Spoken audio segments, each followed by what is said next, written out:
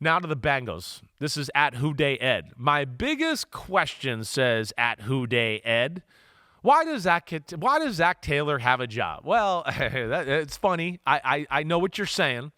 Okay, it's bad starts, right? They've missed the playoffs the last 2 years. Here's another not great start, but they're 2-1, and I've sat here and said they've been outplayed at all 3 games. I mean, there's no question that the Browns were the better team on the field that day. In the second game, the Jaguars were the better team and blew it. And yesterday, I mean, there was no doubt. I mean, it looked like the Vikings water boys might have been better than the Bengals on that one. Now, I understand the question, but I think the answer is fairly obvious.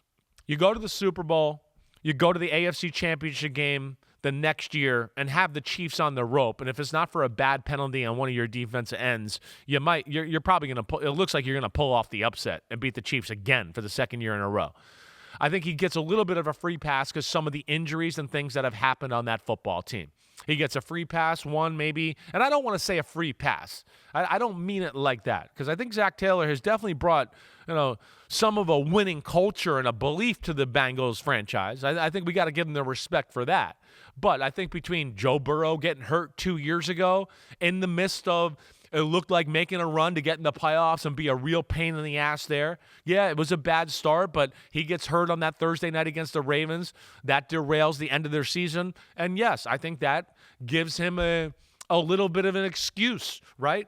Last year, oh man, the defense, the GM, the owner, they didn't help out the defense with personnel. Lou Anarumo became the scapegoat. But I think because of that gave him another free pass. And, hey, you're an offensive coach, and Joe Burrow looked like he was the MVP of football last year. So I think that helps it out as well.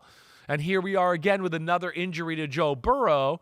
So there's going to be that fail-safe, that excuse there to go, well, look, hey, GM, owner, you haven't supplied me with the most complete, talented team here. And when I got my quarterback, Joe Burrow, we're pretty dangerous and scary, but I don't always have him. And I think that kind of gives him a little bit of a get-out-of-jail-free card there a little bit. I think Zac Taylor deserves to have a job. I'm with you in some of the frustrations and what they've done and how they've looked at times, certainly.